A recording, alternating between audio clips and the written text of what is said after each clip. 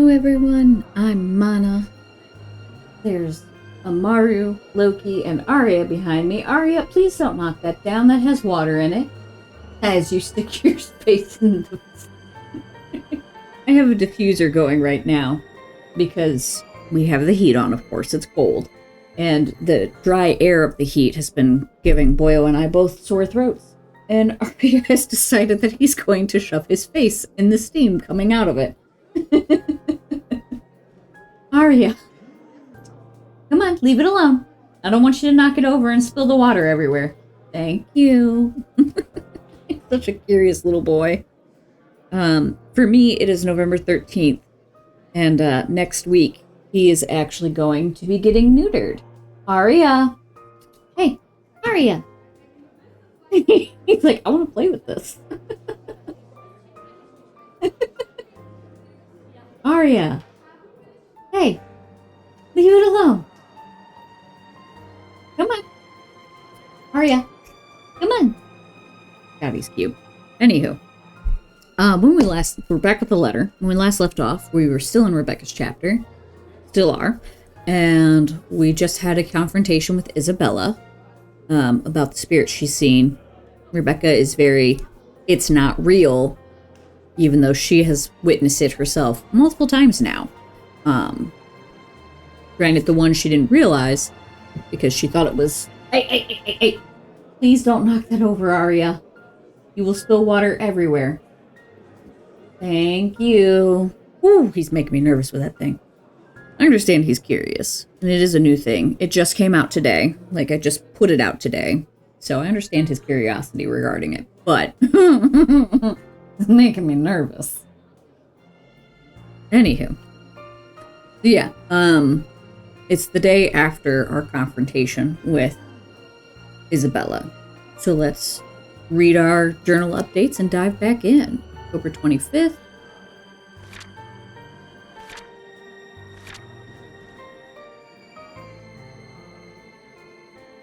Rebecca found Isabella going through several papers outside their apartment. When the former asked why she didn't come home the other night, the latter confessed that she saw the ghost once again. Before leaving, Isabella assured her friend that she'd find a way out of this mess. Oh my god, I feel like I gotta sneeze. And our relationship with Isabella has gone down, but it's still in a pretty good place. So that's good. The brief lull the past 2 days has offered is nice while it lasted. Or as nice as it can get with worries of Isabel's whereabouts creeping up to me every now and then.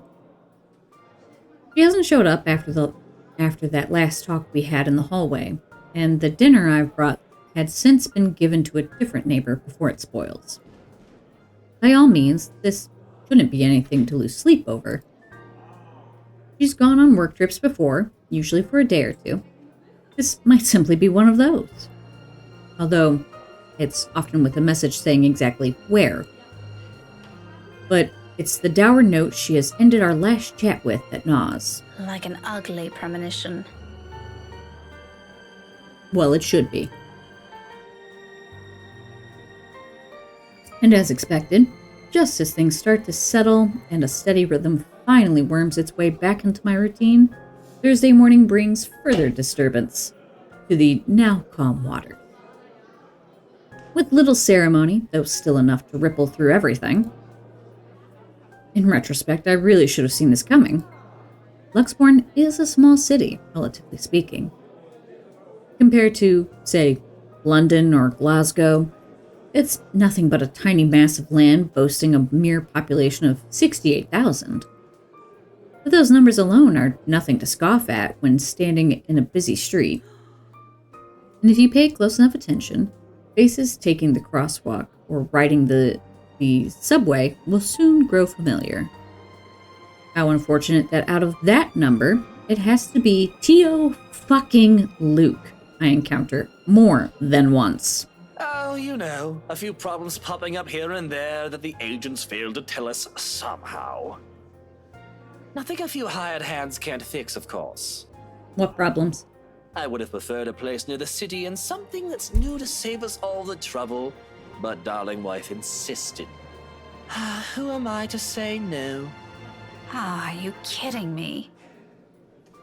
His smug head is the first thing I see upon turning into the hall, in spite of the small crowd of parents and students gathered at the corridor for the primary's career day.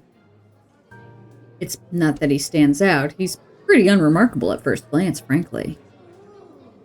However, it's his countenance that draws people's eye to him. The manner he carries himself, with all the confidence in the world, his mere presence dwarfing everything around him. Momo's been getting herself into trouble this morning. She's been obsessed with the treats again and making it very hard to get anything done because she wants nothing but treats. And she must have been trying to come in the room, and I heard Boyle snatch her up, and Arya heard her cry and went running to help her. Oh, goodness. I'm willing to make a bet he's also enjoying the attention it garners at him, especially the ones coming from the women. What an ass. A single glance at him, and I know immediately that, one way or another, if we ever bump into each other again, my day will effectively be ruined in some capacity. He also exudes that air. The sort that makes you want to run him over with the lorry and pass it off as an unfortunate accident. With him, it's either you want to punch him or let yourself be charmed. There's no in between. I'll gladly do the honor of the former myself, but alas, there are people around. Now I'm stuck having to face one of the two. I shouldn't have volunteered. At the time, helping out sounded like a good idea. I've no classes left today until after lunch. I could have opted to stay at the teacher's lounge and work on my... I could have opted to stay at the teacher's lounge and work on my lessons plans, but that means being left alone with our deputy head and his chatter. He's a good man, but grievance he can talk anyone's ears off. So, the moment an opportunity rose, I jumped on it. You couldn't have stayed in your classroom and worked on, like, grading papers or something? Like that wasn't an option? It's a simple task to boot. Just deliver a whole box of materials and a few posters for the event. Maybe stay around to assist if time will allow it. Wasn't expecting him to show up here. Out of the frying pan and into the fire. Had I known, I would have stayed and suffered through our deputy's impromptu speeches about his life crisis instead. But what's done is done. Going back is also out of the question. With how unexpectedly heavy the load I'm carrying is, I'd hate to lug this for a trip back just because my pride can't take another second of interaction with the guy. He's insufferable, all right, but I've had my fair share of dealings with teens of more or less the same temperament, all considerably younger than him, and they listened. If he wants to be difficult like last time, so be it. But he can bet his sorry English ass I'm not standing down. Left with no other choice, I brace myself and suck in a breath, mustering every bit of patience I have as I step into the hall. My grip on the box tightens when I pull it closer to me, and attempt to assume a low-key air as I amble towards the room. The box is not big enough to hide my face, even with the stuff piled on top, but if all else fails, I can just hit him with it. Still, a small prayer forms in my head. If there's even one listening out there, please grant me enough restraint. Better yet, I hope he doesn't notice me at all. That'll definitely make my life easier. Seriously, how hard can it be? He's standing a few ways from the door, and there are plenty of people between us to use for cover. If I'm careful, I can just go in, hand the stupid box to whoever's in charge, get every plan of staying longer than necessary, and step out as soon as I can. Easy as pie. But as luck would have it, the exact moment I reach the room's threshold, something, or someone, barrels towards me. He latches onto my waist before stopping the sudden commotion with a gleeful squeal. I knew it's you! The force of it nearly throws me off balance, sending the items stacked atop the box, tilting dangerously to the sides. With the child's added weight at my waist, hitting me on the spot, and both of my hands occupied, watching is the only thing I'm able to do. The short seconds in between slows as everything gradually slides off the box's small surface. Under different circumstances, this would have made for a funny story some other time. Comical, even. Until another set of hands reaches out and steadies the posters, threatening to take the nosedive right to the floor. Oh, careful now, Daisy. Don't make a mess here. My entire body freezes. Upon hearing his voice alone, an irrational impulse to hit him immediately bubbles up. But before my limbs can catch up with what my brain is currently screaming at me, he moves to take the burden off my arms. Irritation gives way to surprise, then confusion. It is in that moment when instinct finally kicks in and I tug the box closer to me before he can fully lift it off. What are you doing? What does it look like? You're surprisingly slow on the uptake for someone of your profession, aren't you? Bloody, doesn't this school have people for this kind of work? So much for being a center of academic excellence. I'm going to ignore that slight to my alma mater and my work, because that's not what I'm trying to get at. You know what? Why don't we just rephrase that to something you'll easily understand? Why exactly are you doing this?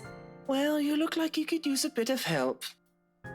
Wouldn't need help if your goddaughter didn't tackle my waist. Have you seen your face while you were heaving this around? Mister, I'm pretty sure if there's ever a look on my face, it's entirely because I saw something extremely unpleasant this morning. Aren't you a ball of sunshine today, Daisy? Having a bad day, aren't we? Oh, you have no idea. I'd put it away if I were you. You might scare the children. You don't have to worry about that. This isn't my department. I was just asked to bring these. Arya, you've got to leave it alone. Anyway, I can handle this myself, mister. The room's just right over there. Behind you, in fact. We're not going to acknowledge Kylie? Now, if you could please move over and make way, it would do the whole world some good. Keeping my voice level throughout is a miracle in itself. But regardless of how polite my request is, he doesn't budge. Did what I've just said merely fly over his head? Were my choice of words really that difficult to comprehend? Surely it shouldn't be that hard. I think he might be a little touched in the head.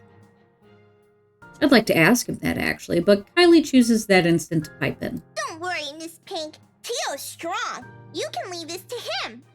My papa does it lots of times, but I'm not allowed to talk about it to anyone. Way to make it sound like we're talking about dead bodies. Tio says it's Confidential, Munchkin. That's right. Tio's smart, isn't he, Miss Pink? Oh, he's something, all right. I'm still of the opinion that he's a piece of shite, but I must admit his goddaughter's excitement is contagious, as always. A smile makes its way to my lips. She is yet to budge from her place, though to be honest, I'm starting to lose some feeling on my stomach with how tightly she's wound her arms around it. I'm sure he is, Kylie. But I'm also sure he'll find better use for it elsewhere. Like helping you out. Oh, well, that's one thing, but I don't need help. You heard the kid. no one's asking you. You wound me, woman. Good. And I'm quite certain I can do more damage than that. Shall we give it a try? Again? He pales, stammers for a bit until he ultimately decides against saying anything and settles for a brief show of discomfort instead. He's probably having flashbacks to the last time we met. His composure, when he finally regains some of his bearings, says it all. It's nothing short of hilarious, if I do say so myself. I'll have you know know that threats never work on me, Daisy. Seems to be working right now. Not in a million years, not ever. You're assuming it's a threat. How cute. That too. I'm not scared of you. Your stuttering says otherwise. Just because you landed a hit. Oh, do go on. Keep telling yourself that. It was a fluke, you hear? I was caught off guard and your damn book left a dent. Dent. Sorry, I just had flashbacks to chat in Cinevonic's live streams, yelling Dent at him. Good times. If I end up in a hospital because of what you did, I'm sending the chief of Luxburn Police after you, woman. Good luck with that. You don't say. Just give me that bloody box. He snatches it out of my arms before a single word of protest exits my mouth and quickly disappears behind the classroom. Behind the classroom? Do you mean into the classroom?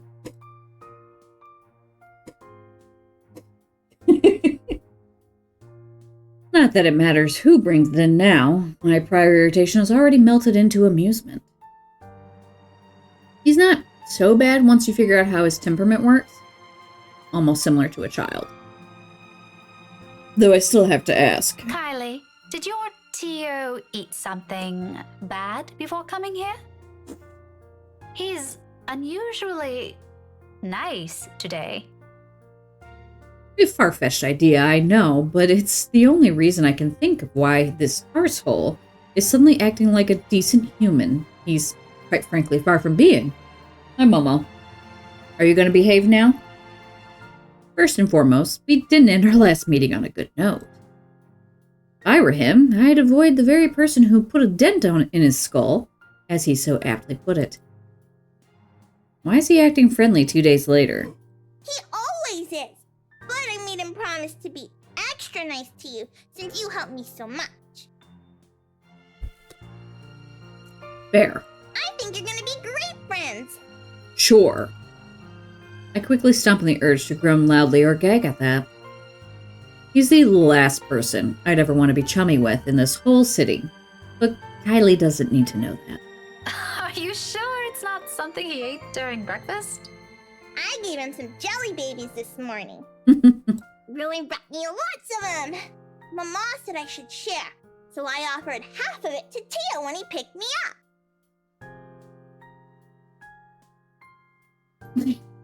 Or he is entranced by my diffuser. He likes the black ones. Ew. Oh, that's probably why he's weird. Jelly baby overdose. He could have done everyone a favor and choked on them while he was at it. Do you want some? I've got more. I couldn't find Melody or Takako this morning, but I'm sure they'll be fine sharing some of it with you. No, I'm not really very fond of them. I was just asking. Oh, where's your mum, by the way? Out of town with Papa.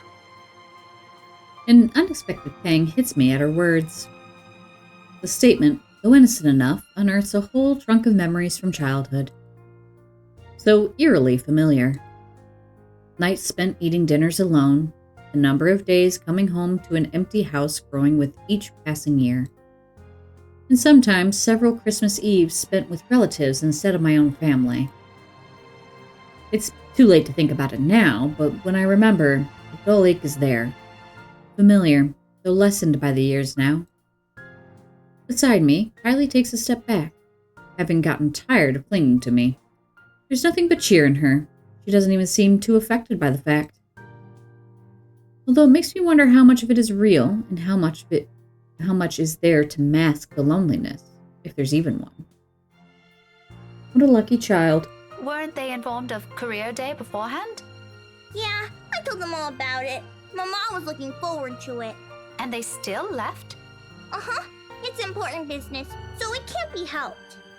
They promised to tell me about it when they come back tomorrow, though. Papa said he'll give me a gift if I behave. I've been a good girl, right, Miss Pink? You always are. But they asked they asked your Tio to look after you? For this? Nope, they didn't. Yep. No? Then how?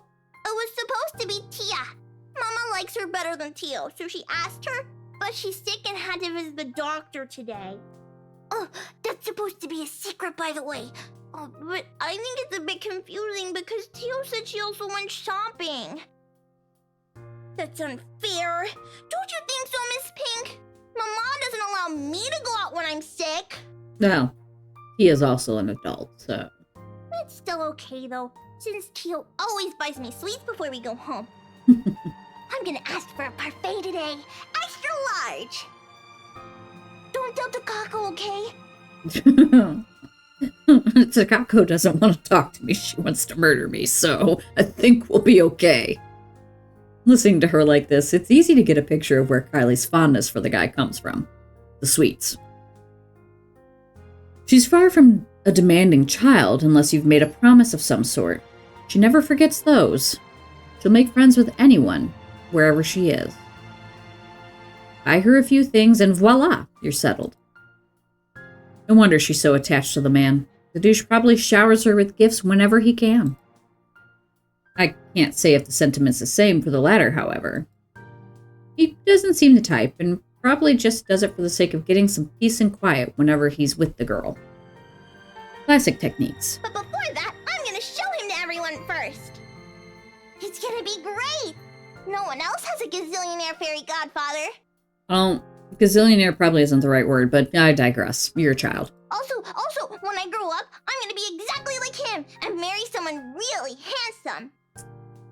Maybe don't strive to be exactly like him. Similar, fine. Exactly? No. Leave some of those negative traits out, darling. Like Tia did. That way, I can be awesome too. Tia was awesome on her own without him. Let me just tell you that now. There's some sort of misguided logic in there that I'd like to correct. But before I can say my piece, douchebag steps in, fresh out of the commotion from the classroom behind us, and plows into the conversation with every subtlety of a wrecking ball. No shite given, despite no one asking for his opinion.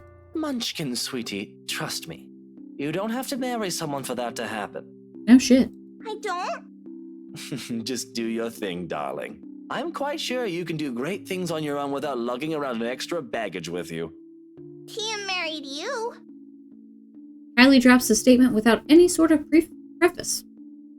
And the moment it lands, the douche finds himself grappling with the conversation. Yeah, well, that's true, Munchkin, technically. But it's not the same thing.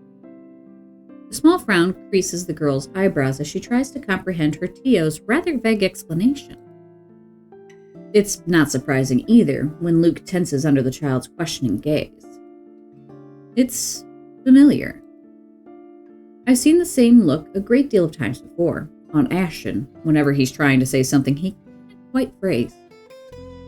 Another second passes before the douche moves, kneeling in front of Kylie and placing both his hands on either sides of her shoulder. Kind is the last word I'll ever use to describe this man, but in this minute, there's a smile on his face I can't place. Tender by all means for someone as obnoxious as him. It's a curious thing to see, if not a bit odd. Listen here, sweetie. Tia was already a great person before she met me. She is?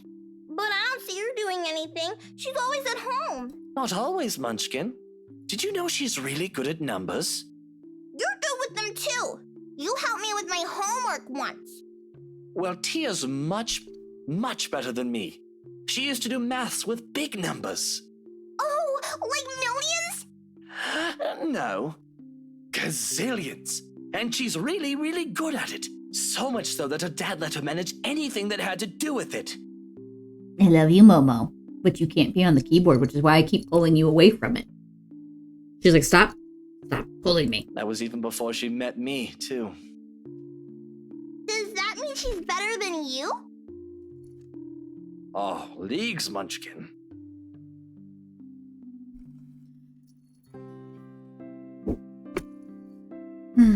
Way, way better than I'll ever be. No. Stay. For some reason, I don't think he's still talking about his wife's mathematical prowess as his voice trails off. In fact, if I had not been paying closer attention, I would have noticed the change in him. Wouldn't have noticed the change in him. Okay, everybody's where they're supposed to. The slight shift in his smile, from one that's tender to something wistful, like remembering a memory he has always been fond of, but has often kept to himself. And at the fleeting glance of it, a tiny, insignificant part of the world somehow also shifts. Opinions changing, impressions moving. You know what? Why don't you ask Tia next time you have homework, Okay, next time I'll ask her to help out. See? No need to marry a good-for-nothing bloke. Can I also tell her to not stay at home anymore? If Tia's good at it, I'm sure she can help you out too. And Papa. He computes a lot of numbers too. Tia can help him. You go do that. I'm sure she'll love to hear it, Munchkin, even if it's been a while since. Another silence from him. Then, without missing a beat, he turns Kylie around and lightly pats her shoulder, in a gesture to end their conversation right here and there. Probably before he can say other things he's never intended to say, or a child is not meant to hear. But off you go first. I think I saw your friend run off to the other classroom. The one with the pigtails? Go say hi to her. You still have those jelly babies to give her, yes? All right. But wait for me, okay? I've got loads more to show you. They put up my drawing on the bulletin the other day. I'm gonna take you there later. I'll be back. She soon disappears behind the small crowd, none the wiser of the sudden change in mood around her. Luke straightens as soon as she's gone. The expression on his face grows less kind now that there's no one to reassure. Despite that, a chuckle still escapes me. His head quickly snaps at me, an accusing glare in his eyes. Although it's less threatening now, considering what I've witnessed earlier.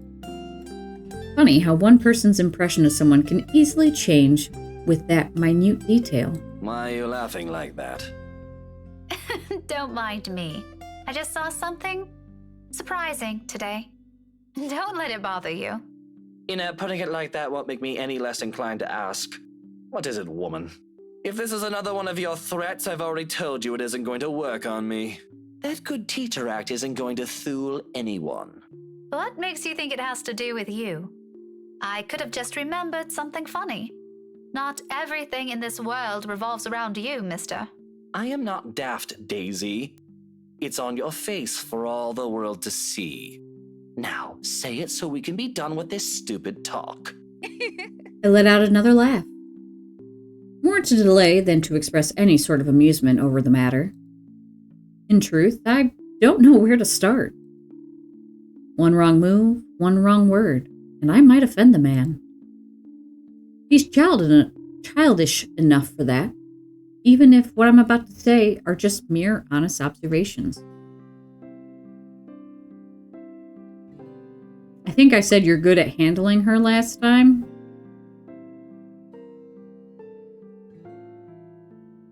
You really think that? You really think that? It's an honest question. Because no matter how much I turn it around inside my head, the gap between the man standing in front of me and the idea I have of him just won't connect. Not that the gesture will go a long way with him. Something in his demeanor tells me he's definitely not the kind of man who readily accepts such when they are given to him. Rather, he feels entitled to it from the get-go. So long as you're standing in front of him, he expects it to be there, demands for it when he cannot see it in you. And after all those insults we've hurled at each other, I don't think it'll matter much to him if I point out the ugly truths or brandish it to his face. As expected, it doesn't throw him off in the slightest, and he merely raises a questioning brow at me. About what? About what you told Kylie. And don't you think she's a bit too young for that kind of talk? Kylie's 6, Daisy, not an infant who still needs help changing her nappy. At her age, she can already handle more than that. Besides, it's better to nip this whole thing at the bud. You know, before she starts thinking that a man's ego defines her self-worth.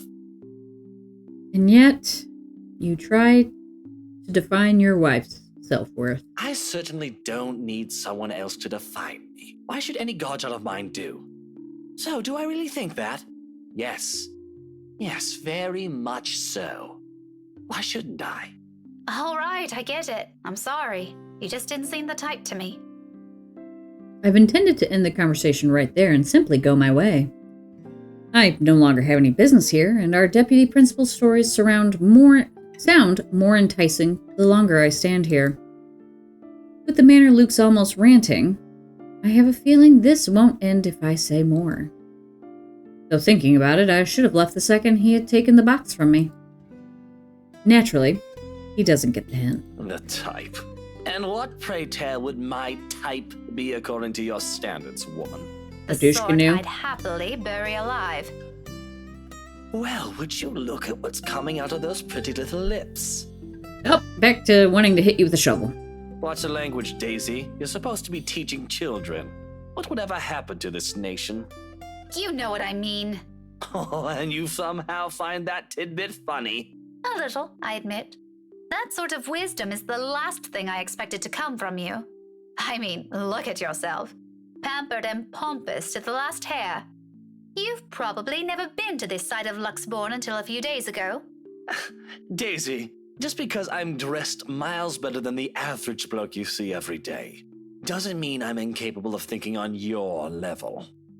Actually, I'm more surprised we aren't on the same page on this. I expected better from someone with enough balls to hit a random stranger with a bloody book.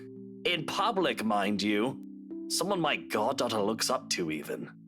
Guess you can't have everything in this world, What? Of course I'm... Oh, I get it. Running on presupposed notions, aren't we? My, what a dangerous thing to practice for a teacher. It doesn't have anything to do with... What is it this time, I wonder? Oh, hey, don't say it, let me guess. What do those random gossips in this bloody city usually say? Oh, right. You probably think I'd go with clingy, spoiled kind, didn't you? What? Where did that... How did you even come to that conclusion? Oh, don't lie to me now, Daisy. But just so we're clear, if I wanted an arm decor, I'd have gone with the first brainless munter I picked up on the streets. I have standards, you know. I haven't even said a word. I was just asking what you thought of it. Oh, but you were thinking about it or else you wouldn't have asked. Might as well get it out of the way, You are impossible. So they say. Tell me something I didn't know, Daisy. You... I really have no idea how anyone with half a brain can put up with you. Let me speak with your wife sometime. I'd love to ask her. That last remark just came out. There might be a sliver of truth in it, but I shouldn't have phrased it like that. Even for my own standards, or the kind of person I'm talking to, it's still quite rude. An apology is already at my throat, but the minute I open my mouth, all of what I've prepared myself to say dissipates. Lost in the moment in front of me. He has turned his gaze outside, staring at some point past the buildings blocking the view of the sky, equally lost in his thoughts. He's a vexing man under so many standards. However, in this moment, the morning light streaming from the windows lends his features a certain air. Softer, less severe than what he often flaunts. I might as well be looking at a different man. There's a tender note in his voice when he finds it. The words muttered under his breath, not intended for anyone but himself. Nevertheless, it reaches my ears, unintentional as it may be. You're right. She deserves someone far better than me. All that talk about self-worth makes some sense now. It isn't some profound knowledge he pulled out of his ass. It has come about because he's already been there, likely still stuck in the middle of it. Preaching about your own personal experience is easier, after all. Less room for mistakes, more for a dose of self-loathing. What a complicated man. Just when you thought you've already figured him out, he does one thing and says the other. People like him are the most difficult to gauge, far harder to understand. Yet it might be exactly for this reason why some are so easily charmed by him. It's the mystery that catches them, of wanting to find out what's underneath that bravado. I won't count myself among those yet. His winning personality isn't exactly my cup of tea. But sometimes, once you get a glimpse of what's beyond that machismo, empathizing with the man isn't such a steep hill to climb. If the comfortable silence we now share tells anything, that is. Perhaps this is as close to friendship as we can get. Several insults flung around with a few shared silences in between, and it's not exactly a bad thing. He's not exactly a bad guy either, despite the awkward start we've had. No, he's still a piece of shit. I don't care what anyone says. He is a piece of shit. Like, you know your wife deserves better and you still turn around and fucking cheat on her? She bends over backwards to try and make you happy, and you still treat her like shit? You're a douchebag. The end. Maybe it's for this reason that I can't resist throwing in a little comment to lift his mood before leaving him. You know, Luke, you're not such a bad person. Except that he is. Is that supposed to make me feel better? I'm touched, Daisy. Take it how you will, but a little attitude change would help. A lot. Bollocks. Right, of course. Let me know when you're done with your lecture, ma'am. And you can probably start by not leaving your wife out while you're having some quality time with your goddaughter. Who knows? Maybe that'll help change how the child sees her. Where did you even get the idea I'm leaving my wife out? Have you ever even met? No, but I did see her with you two last time. His indifferent expression quickly dissolves into a confused scowl, while I met it with matching perplexity. It has only been 2 days. Surely his memory isn't that bad. What? When was this? At the cafe, after you left. She was sitting right beside you. Kylie was at the back and you were driving. Daisy, are you sure you haven't accidentally hit yourself with your own book? Because that damn thing's quite big, and I'm really getting worried about you. It has only been a few days, and concussions can be dangerous. I suggest you have that checked. Well, you asked. I just answered. It's pretty rude to make her wait like that, by the way. How can I make her wait when she's not even with us? What? It was just Kylie and I that night. Now you're just pulling my leg. Luke exhales, long and drawn out, his impatience rapidly changing the companionable air around us. In the face of it, I tense. I've accidentally stepped into another minefield. Any chat I've had with him so far has been like this. Why this still surprises me escapes me. But above my worries of offending the man is my own bewilderment. I remember well enough what I saw that night. Yet he says something completely different. Wifey was out with Kylie's mummy that night. She wasn't with us. How do you think I ended up on babysitting duty? But in the front seat. And Kylie's... Miss Pink! Kylie's sobs reach my ears first, and then her familiar weight returns around my waist again. Hot tears seep through my blouse as she buries her face in it, her arms winding tightly around me. Luke and I briefly exchange worried glances, his own lips shut tight with concern. Her cries are soft enough not to attract much attention. Most of the visitors have been ushered inside the rooms by now anyway. Those that still linger, though, watch our little group with great interest and concern. If I don't get a better handle on this situation, I have a feeling Luke will start yelling at everyone soon. Kneeling, I gently pull the girl away from me, cupping her face and wiping away tears, creating little trails on her cheeks. Her mouth is drawn in a miserable pout when she peers up at me. All right, Kylie, calm down. What happened? It's my friend! That's a little too vague, Munchkin. Let her speak, Luke. Who is it, Kylie? Melody? Or was it the other one? Yeah. Did the two of you fight?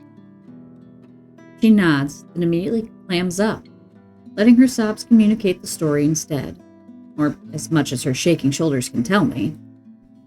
Right behind me, Luke gives a nervous huff, while he shifts on his feet. He must not be used to handling children crying.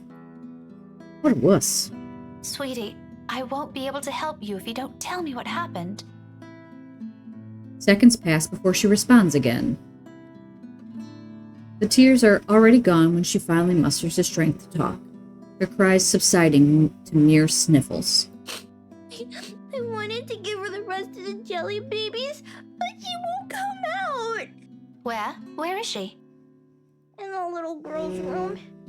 Is she still there? Another nod.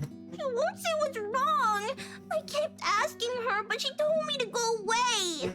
Career Day's going to start soon. I saw the prizes Miss Alice will give us for good. She's gonna miss it. Is that what you told her? Yeah, she won't listen. She won't even take the jelly babies. After I saved it for her, too. She and Luke wanted to eat the red ones, but I told him it's not for him. Miss Pink, can you talk to her? Tell her to come out, and I'm really upset with her. Ah. Just a little childish argument then. Time like this, I'm glad I teach teenagers mature enough for petty squabbles. I do love being around children, and won't mind having one or two of my own in the future, but it takes a whole different level of patience to teach several of them. I honestly admire my colleagues who willingly took the challenge. Normally, I'd leave this for their homeroom teachers to fix, but I can't just ignore the imploring look she shoots me. That's another weakness I'll have to steel myself against before I ever think of having one of my own.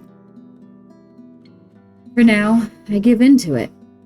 Okay, tell me where she is, sweetie. Sighing, I stand up and gesture for her to lead the way. Luke trails quietly behind us. Even with the small distance between, his apprehension is palpable, understandably so. No one wants to be caught in the middle of a children's spat. But in the end, this is all just part of my job. I can't just shy away from it, can I? Kylie escorts us into an adjacent hall. This hour, the corridors and the rooms lining its sides are empty. You could have at least changed the room numbers. Just saying. Save for the gentle rustling of leaves, the twittering of birds outside, and the tapping of our foot against the floor, as the whole area stays eerily quiet. Not unusual, though. This is part of the building reserved for club activities at the end of the school day, and with the rest of the school busy with another event, it's only natural for it to be this deserted. Come afternoon, right after class, it'll once again be filled with people. For the time being, I focus on the toilet at the far end, heading straight for it. Luke stays behind, opting to wait for the end of this drama instead, obviously not wanting to deal with another person's kid. Meanwhile, Kylie follows right after me, unusually silent as we approach the ladies' room. Sometime before we made the turn down the hallway, she stopped sniffling and started singing a tune under her breath. London Bridge is falling down, falling down, falling down. London Bridge Probably to is brace or falling calm herself, down, or maybe this is her my way of preparing fair to lady. pull a friend out of her sulk. It certainly reminds me of another person. I make no remarks on it, however. It's all part of growing up, they say. Let her learn. The door's slightly ajar when we get to it, and from inside the sobs of a girl echo weakly, barely audible even in this kind of hush. Turns out Kylie's not the only one upset about this. Despite the situation, a smile forms on my lips as I call out to her friend. Hello? Hello there? You're Kylie's friend, aren't you? You're not going to call her by her name? Melody, is it? She's looking for you. Children can be so amusing sometimes. Granted, they can be exasperating, especially around this age, but the endearing things about them outweigh those. All you need is enough level of patience. Career Day's about to start, too. You'll have to come out, or you're going to be really late for it. Miss Alice won't be happy if one of her kids isn't there. I heard she brought little gifts for everyone who'll behave. Don't you want to receive one? However, her cries show no signs of abating. They only grow louder.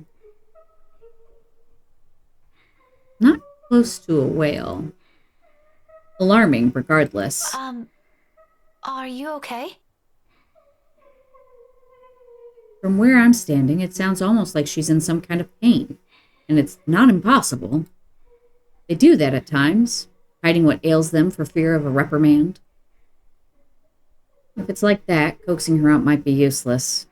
It also makes sense why she chose the loo furthest from the classroom. Wasting no time, I gesture for Kylie to wait and amble towards the door, calmly, so I don't alarm her. At the same time, a distinct sense of déjà vu hits me. I've been in this position before, behind a door with someone crying on the other side. My calls ignore as their cries grow into a wail.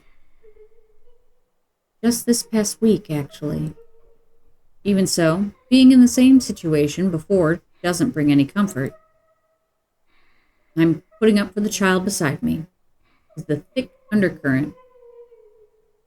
putting up for the child beside me, the thick undercurrent of worry trickling into my stomach. I take one last breath and then nudge the door open. It all happens in the span of a second. I don't make it past 2 steps into the room. Her cries abruptly stop. Light footsteps shuffle behind me, coming to a halt at the door. My heart skips a beat. And when I turn... Kylie? What? Miss Pink? Miss Pink? Why didn't you help her? My whole body becomes motionless at the sight of her, words catching in my throat and heart pounding rapidly against my chest. This is Kylie, I'm sure of it. Yet nothing in the manner she speaks, or the way she tilts her head in question, carries the youthful, innocent vibe she always brings with her. As if I'm merely looking at a dead, hollow imitation of the child. Can't you hear her? She's asking for your help. But it's not those that trigger a memory. It's those chilling eyes. Calling. Beckoning. Why won't you listen to her? All at once the memory returns to me. A tide that has receded and now returns to shore with an overwhelming force, carrying images of a single moment from days ago. A world passing by in a blur, and of features I can barely discern under the little light there was. Not even a week has passed. In this minute, while I keep my eyes trained on the child before me, they return with such unbearable clarity. There are no horrid wounds this time, no blood streaming down a pale face, thank heavens. Just lips contorted into a small, twisted smile. They brim with venom I've never expected to ever see in a child, sending tiny pinpricks of dread crawling up my limbs and winding up my neck. You're a bad person. People like you deserve to die. God damn, Kylie. I can't breathe. Those whispers and laughter again. Judging, mocking, taunting.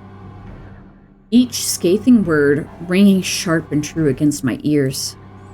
My throat closes in. My whole body tenses. A chill settles at the tips of my fingers, every digit gone rigid from the cold. With every single draw of breath, any struggle for air or freedom, the coils wrapped around my body tighten, dragging me down. A gradual, torturous descent into another bottomless abyss. On, and on, and on, until I lose touch with myself and the world. Help me! Until darkness claims me and, unexpectedly, a note. In the distance, harsh and piercing, cutting through the thick stupor and shattering the haze without warning. Are you ladies done with your business here? I don't have all morning to wait for you two. My eyes snap open, and the world shifts into place with a ragged gasp. When I glance up, a different set of eyes greet me. Are you okay, Miss Pink? No anger. No vile hatred in them. Just plain, serene concern. Sincere, sorry. Bit by bit, I become aware of my surroundings and myself as warmth steadily slips back to me. I've reached out for the nearby counter to steady myself at some point, and my knuckles have gone white from how rigid my grip on it is. It's over now, yet the tension hasn't left my body.